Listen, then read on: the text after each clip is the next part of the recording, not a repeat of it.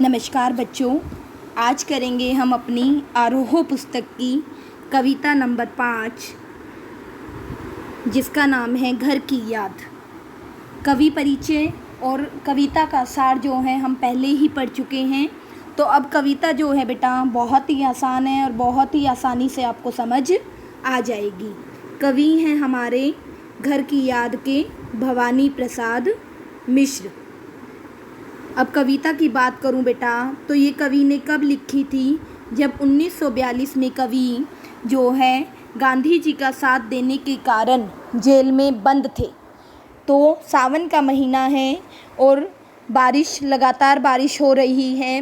कवि को बारिश को देखकर जो है अपने प्रियजनों की याद आती है और वो जो है अपने उन भावों को एक कविता का रूप दे देते हैं।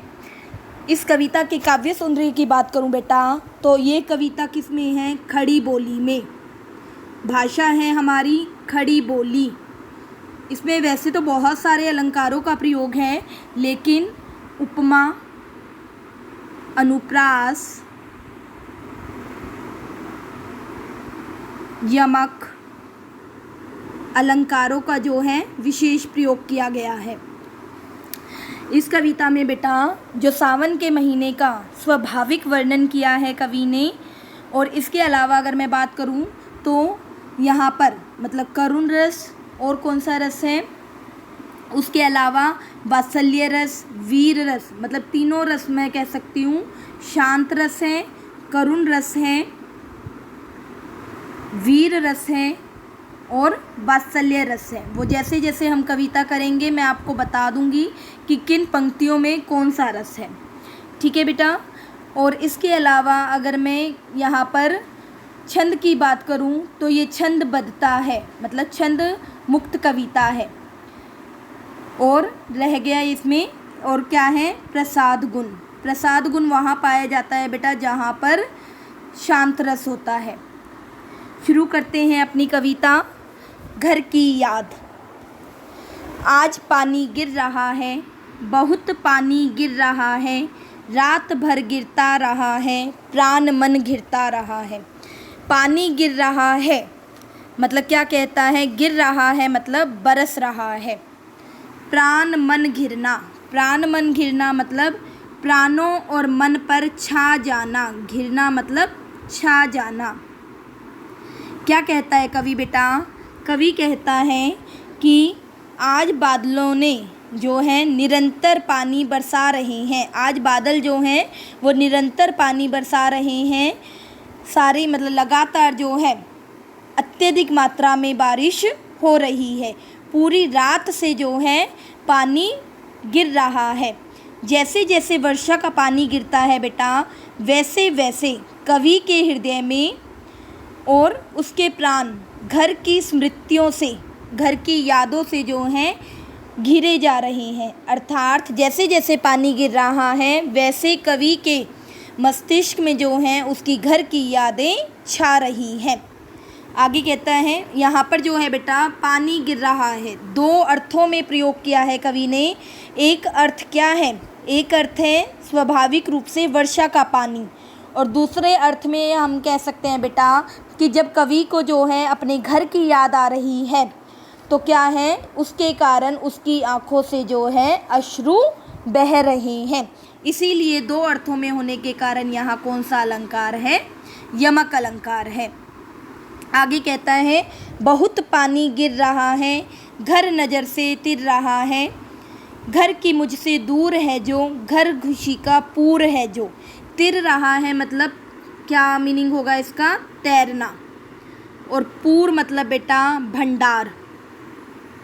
क्या कहता है कवि कि बहुत पानी गिर रहा है मतलब घनघोर वर्षा के कारण क्या है, कवि कह रहा है कि मेरी आँखों में जो घर की यादें हैं वो उभर उभर कर, घर नज़र में तिर रहा है मतलब मेरी घर की यादें मेरे स्मृतियों में के कारण मेरी आँखें जो हैं वो भर आई हैं। वह घर जो कवि से बहुत दूर है, लेकिन जिसमें संपूर्ण खुशियाँ समाई हुई हैं, सारे जहाँ की खुशियाँ समाई हुई हैं। आज वही घर इस वर्षा में रह रह कर कवि को याद आ रहा है। क्लियर है बेटा? आगे करते हैं। घर की घर में 4 भाई, मायके में बहन आई, बहन आई बाप के घर, हाय रे परिताप के घर। परिताप होता है बेटा कष्ट। क्या कह रहा है वो कि घर की घर में 4 भाई। कवि अपने घर को याद करते हुए, अपने परिजनों को याद करते हुए कहता है कि कवि के घर में उसके 4 भाई हैं। और बेटा हमारी भारतीय संस्कृति में होता है कि लड़की जो है सावन के महीने में अपने ससुराल से मायके आती है।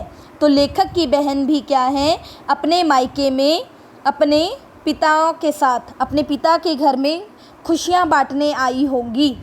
लेकिन बहन आई बाप के घर, मतलब अपने पिता के घर जो है अपनी खुशियाँ बांटने आई, हाय रे परिताप के घर। लेकिन क्योंकि उनका एक भाई जो है वो जेल में बंद है, कौन? कवि, जिसके कारण जब उन्हें ये समाचार मिला होगा कि उनका भाई जेल में है तो वे दुखी हो गई होंगी। घर की घर में सब जुड़े हैं, सब की इतने कब जुड़े हैं, 4 भाई 4 बहनें, बुझाबाई प्यार बहनें। मतलब अब वो कह रहा है कि मेरे घर में जो है इस समय क्या होगा, सब इकट्ठे हुए होंगे। ठीक है। और ऐसे अवसर बहुत कम आते हैं जब सभी जो हैं एक परिवार में इकट्ठे हो पाते हैं। 4 बहनें और 4 भाई सभी मिलकर बैठे होंगे। भाई क्या हैं? रक्षा करने वाली बुझाओं के समान हैं। बुझा भाई मतलब भाइयों में जो हैं वो शक्ति हैं कि वो बहन की रक्षा करे, और बहनें जो हैं बेटा वो उन बुझाओं पर बंधे प्यार की तरह हैं। कवि को जो है बेटा अपने भाइयों और बहनों की याद आ रही है, जिससे वो क्या है, बहुत दुखी हो रहा है। इस पंक्ति में अलंकार की बात करूँ तो कौन सा अलंकार है? उपमा और अनुप्रास अलंकार। ठीक है। कवि ने क्यों कहा बेटा, क्या क्या उपमाएं दी? भाई को रक्षा करने वाली भुजाओं के समान बताया, और बहनों को उन भुजाओं पर बंधे प्यार की, मतलब जो राखी बांधते हैं, राखी के रूप में जो प्यार बरसाती हैं, उसके रूप में दर्शाया है। आगे करते हैं बेटा। और माँ बिन पढ़ी मेरी, दुख में वह गड़ी मेरी, माँ की जिसकी गोद में सिर, रख लिया तो दुख नहीं फिर। अब वो क्या कहता है कि बिन पढ़ी मतलब अनपढ़ है, गड़ी मतलब बनाया, स्नेह धारा मतलब प्रेम की धारा, नेक्स्ट में करेंगे वो। और माँ बिन पढ़ी मेरी, कि माँ के बारे में बताता है। कवि कहता है कि मेरी माँ जो है वो अनपढ़ है, उसे पढ़ना लिखना नहीं आता, ऐसा लगता है कि उसे दुखों ने ही बनाया है। मतलब अर्थात उसका जो जीवन है बेटा वो बहुत ही दुखों में बीता है, उसने अपने जीवन में बहुत अधिक कष्टों को झेला है।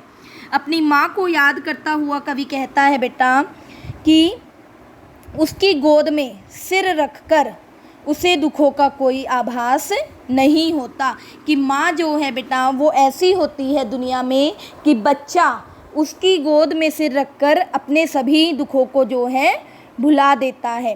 क्या भाव है यहाँ पर कवि का कि माँ की शांति प्रदान करने वाली, आनंद प्रदान करने वाली गोद जो है उसमें कवि भी सुख का अनुभव करता है, उसे दुख का पता नहीं चलता।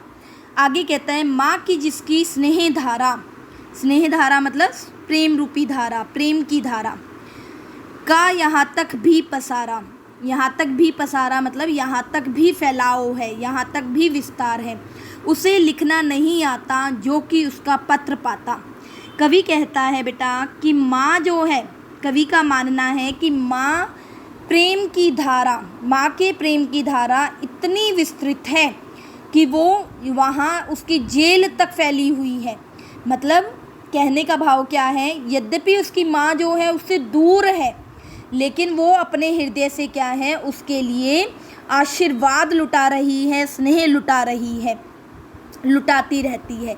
कवि कहता है कि मेरी माँ अनपढ़ है, उसे लिखना नहीं आता, इसी कारण जो है वो पत्र लिखकर मुझ तक अपना संदेश नहीं भेज सकती, मैं उसके पत्र को प्राप्त नहीं कर सकता। ठीक है, तो बेटा इसमें जो है उसने अपनी माँ का वर्णन किया है और यहाँ पर कौन सा रस आएगा, वात्सल्य रस।